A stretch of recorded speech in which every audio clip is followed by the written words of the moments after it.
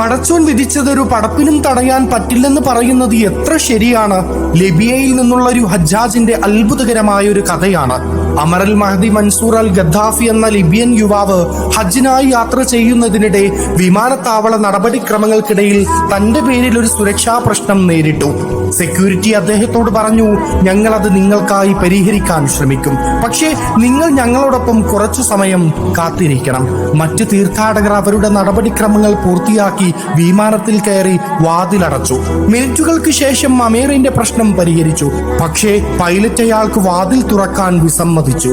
വിമാനം പറന്നുയർന്നു. വിമാനത്താവളത്തിലെ സുരക്ഷാ ഉദ്യോഗസ്ഥർ അദ്ദേഹത്തെ ആശ്വസിപ്പിക്കാൻ ശ്രമിച്ചു. ഒരുപക്ഷെ ഹജ്ജ് നിങ്ങൾക്ക് വിധിച്ചിട്ടില്ല എന്ന് തന്നെ പറയുന്നു.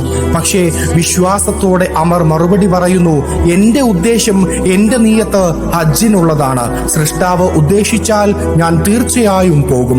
പെട്ടെന്ന് വിമാനത്തിനൊരു തകരാറുണ്ടെന്നും അത് മടങ്ങുകയാണെന്നും ഉദ്യോഗസ്ഥർക്ക് റിപ്പോർട്ട് ലഭിച്ചു.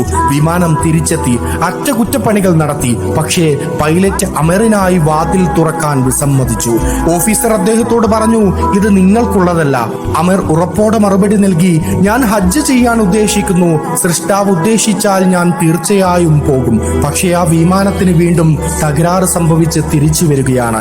ഇത്തവണ പൈലറ്റ് പറഞ്ഞു, അമർ ഇല്ലാതെ ഈ വിമാനം ഞാൻ പറത്തില്ല എന്ന്. അങ്ങനെ അമറുമായി വിമാനം പറന്നു. അത് സൗദി അറേബ്യയിൽ സേഫായി ലാൻഡ് ചെയ്യുകയും ചെയ്തു. അമീറിന്റെ കഥ നമുക്കൊരു ഓർമ്മപ്പെടുത്തലാണ്.